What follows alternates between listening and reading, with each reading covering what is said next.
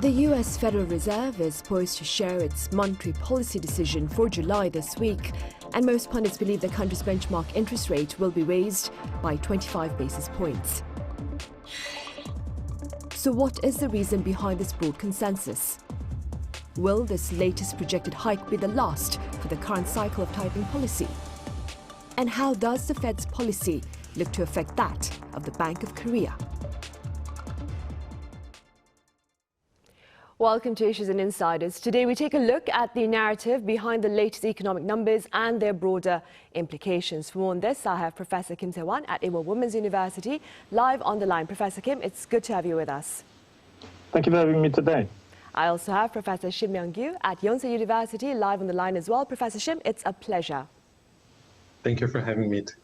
Professor Shim, the widespread belief among economists appears to be that the U.S. Federal Reserve will raise its rate by 25 basis points this coming Wednesday or Thursday. Do you share this outlook, Professor Shim? And if so, why? Yes, I also agree with the usual prediction that the Fed will raise its policy rate by 25 basis points. The most important reason underlying this outlook is that there are signs that the economy can still endure the potential hike in the policy rate. Jerome Powell, the chairman of the Fed, continuously signals the market, including the financial market, that the Fed will raise the rate. About 20 days ago, he made it clear that the U.S. economy seems to be still strong. Consistent with his view, the unemployment rate in June was 3.6%, which is clearly a good sign for the economy. And it was accompanied by 3% inflation rate, which was even lower than the market expectations. However, this is the figure that is still higher than the target inflation rate in the US, which is 2%, and hence potentially pushes the Fed to raise the policy rate in the upcoming meeting. Right, I see. And Professor Kim, what is your outlook with regard to the Fed's upcoming decision? I agree with Professor Shim that in that U.S. Fed will raise its key interest rate by 0.25% this week. After leaving the key interest rate at 5.25% last month, U.S. Fed's key people like Chairman Jerome Powell have been signaling that they will raise interest rate for sure this month. Actually, U.S. inflation is very much stabilized from last year's 9% level to last month 3% level. But it doesn't look that the Fed isn't ready to declare victory on inflation yet. Basically, Fed policymakers and economists are concerned that easing in inflation will be temporary. They see inflation slow down as long overdue after the fading of the pandemic-related shocks that pushed up rents and the prices of transportation and cars in the United States. And they worry underlying price pressure could persist, requiring the Fed to lift rates higher and hold them at the higher level for longer.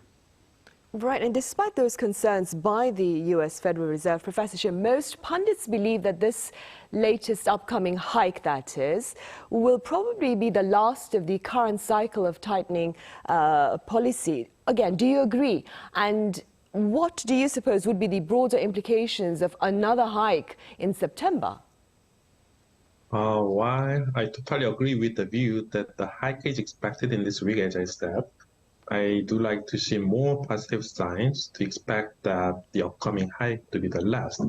First, as is pointed out by Professor Kim, we should notice that the core inflation rate in the US has been lowered by about 1.5% point from the peak, while the CPI inflation rate in the US has declined by about 6% point from the peak in 2022.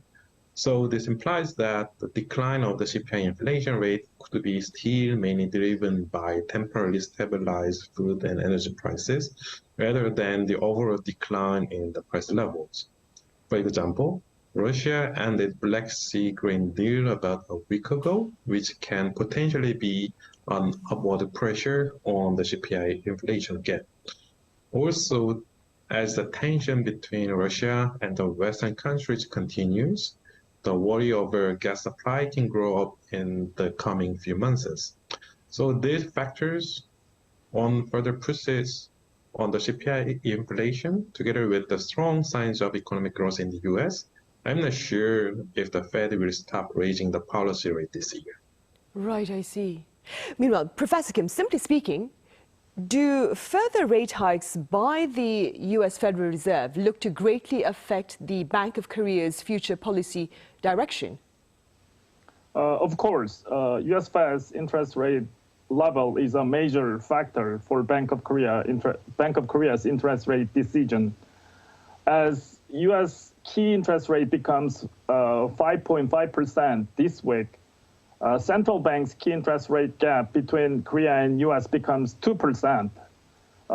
For Bank of Korea, this is something never experienced a gap in the past. According to economic theory and experiences related to this situation, as the interest rate gap increases, there will be higher possibility of capital outflow from domestic market and more depreciation of Korean won against US dollars. But the fact is, foreign investors in Korea are actually not withdrawing money from domestic stocks and bonds market, and exchange rate is very stable, even with a 1.75% interest rate gap between US and Korea. So Bank of Korea believes that current over almost 2% interest rate gap between the two countries does not destabilize domestic financial market.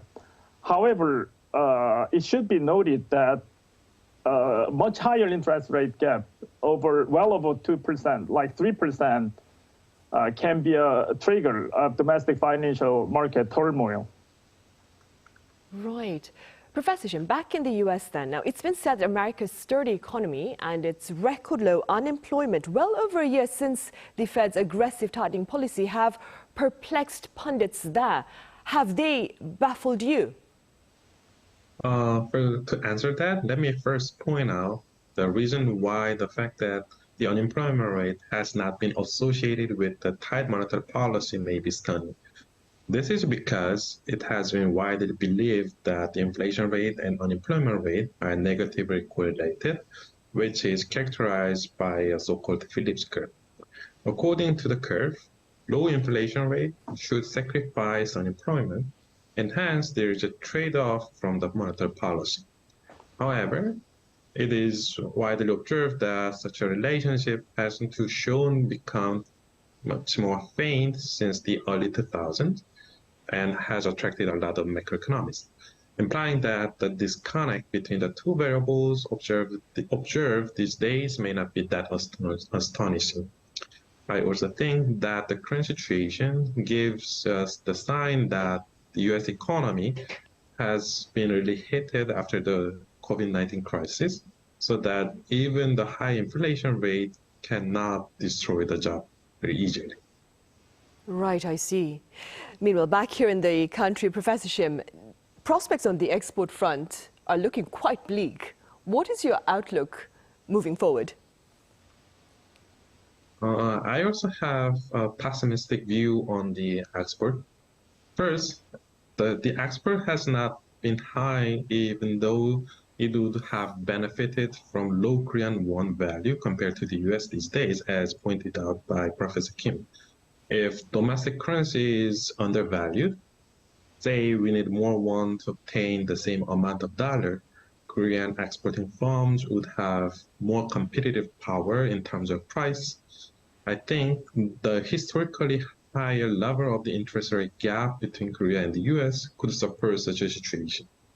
However, such a large interest rate gap cannot be sustainable, which will potentially negatively affect the price competitiveness of the Korean exporters and hence further increase the trade deficit. Second, the tightened monetary policy in the US, as well as other advanced economies like the European countries, has made it difficult to export due to lower demand.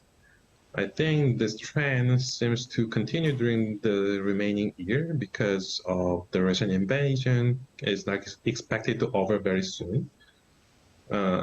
and the global economy is expected to decline due to high interest rate, and also barriers to exports, such as the IRA Act, can be implemented. Right, I see. And against that backdrop, Professor Kim, what is the overall outlook with regard to Korea's economic growth for this year, do you think?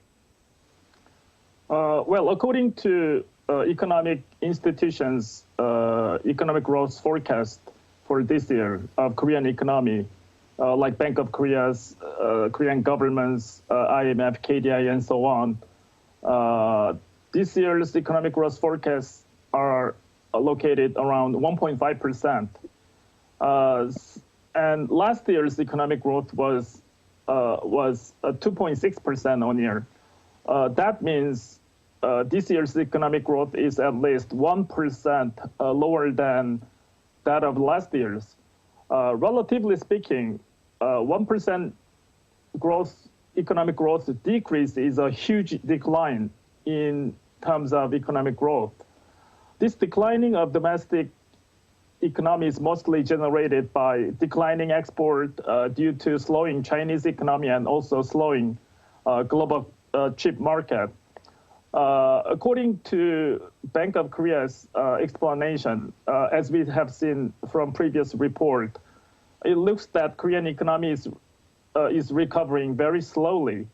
Korea's real GDP increased 0.6% on quarter in the second quarter, accelerating from a 0.3% expansion in the first quarter. So Korean economy has been on a recovery pace since it contracted 0.3% in the last quarter of last year, 2022. So on yearly basis, South Korea's economy expanded 0.9%, almost 1% in the second quarter. So I think the economic growth situation will get better as we approach the end of this year. Right, hopefully, of course. Professor Kim, Korea has been found to rank, that is, second among the world's major economies in terms of household debt and its growth. Could you tell us a bit more about this reality and about the reason behind it? As we know, in the last 5 years, we saw a rapid increase of household loan, mortgage loan, due to the boom of the housing market. The relative size of household debt against GDP is about 103%. That means household debt in aggregate is as large as the GDP of Korean economy. And I think this would be the weakest point of Korean economy as a whole. But as the market interest rate goes up quickly from last year, household loan decreased for the first time in 5 years. However, from April of this year, households loan picks up again due to housing market recovery.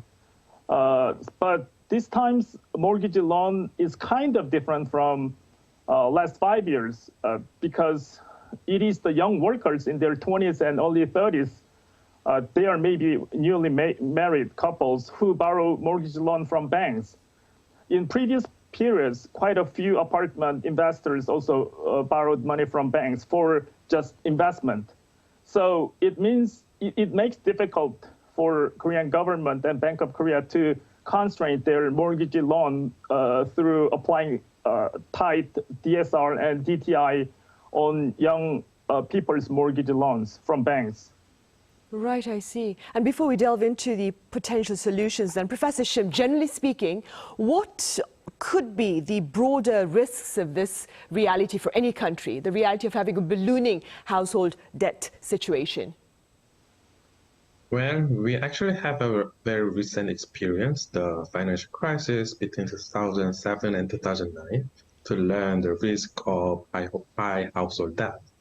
Among all the recessions after the World War II in the US, the financial crisis is known to be the episode with a large decline in the aggregate activity together with slow recovery compared to the usual recession. I think the risk could be greater than before by the following reasons. The most important risk is that household debt can trigger a very severe recession if it is associated with the finding and the belief that housing price will decline. Then financially constrained households will lower their consumption. And the problem here is that we are living in a high interest rate regime that makes the impact to be even greater, since more households will be borrowing constrained. Then lower consumption will also pull down the aggregate economy, such as GDP, and such an effect would be greater. One important problem is that the Bank of Korea will not be able to lower the interest rate unless there is a clear sign that inflation risk faint, so that inflation is, because inflation is usually argued to be more costly than the economic fluctuations. So I believe that stabilizing the financial market is really important at this point. Right, and also keeping the risks that Professor Shim has just mentioned. Professor Kim, what potential solutions do you propose to ease Korea's soaring household debt? Well, that is a tough question, Sunny. It is not difficult to stabilize households' loan increase for Bank of Korea and government. Bank of Korea can just raise the base interest rate, and Korean government can apply more strict DSR and DTI on household loans. But as we talked about before, recent household loan or mortgage loan is generated by young generation who are the end users of apartment, not by the speculators in apartment. So in this respect, government should decide on the priority between stabilizing financial market by controlling households loan and providing housing to young generations. It is not easy decision because providing apartment to young people is highly related to Korea's population policy in the middle of super low birth rate, super low marriage rate, and population decrease. So for that purpose, Korean government should be deciding on between stabilizing financial market by more strict monetary policy or providing more apartment to young generation. Right, and speaking about the young generation, but moving forward, Professor Kim, another concern here on the local front is the jobless rate among the youth in the country. How severe is the situation? And again, what are some potential solutions, Professor? The young generations or young workers job market situation is another weak point of Korean economy. Even though Korean economy is not growing as fast as last year, the total employment is improving this year. Particularly employment in service sector is increasing quickly as COVID pandemic disappears. And females employee also grows faster than males because female workers are more involved in service sector. But the unemployment rate for all age cohorts is about 2.6% as of July. But in the same month, the unemployment for young workers between 15 years old and 29 years old is about 6.3%, which more than doubles that of the total unemployment rate. This high unemployment for young people shows seriousness of the job market for young generation. And since President Yoon's government says that government does not excessively provide temporary jobs for young workers because it does have negative impacts in the long run. The only solution would be improving economic growth and improving business-friendly environment for private corporations. Right, I see. Professor Shim, despite the weak employment numbers among the youth here, though, employment figures among the elderly are said to be quite remarkable. How do you explain these findings then? I think the most important reason behind the situation is the mismatch problem in the labor market. On average, workers hired by the small and medium-sized firms earn about half of those hired by the large firms. More importantly, the wage gap between these two types of workers become larger over time. which makes young workers looking for jobs posted by large firms. But it's not that a problem for old workers, so that makes the problem worse. And hence, more young workers will stay as jobless. And I think that the concentration on Seoul metropolitan area is also the problem. While the elderly can get jobs, I think, outside of Seoul, but young people strictly prefer the Seoul metropolitan area because many opportunities, including better jobs, better education, and better culture, better opportunities to share culture. So this makes the young workers to search only for jobs in such an area like Seoul, and it makes the problem to continue and worsen the situation. Right, I see, unfortunately. Well, hopefully we'll have measures that seek to diversify job opportunities for our youth beyond the capital region then. All right, Professor Shim, as always, thank you very much for your time and your thoughts. And Professor Kim, thank you so much for your insights. Thank you very much. Right, well, this ends this edition of Issues and Insiders. See you same time tomorrow, that is Wednesday.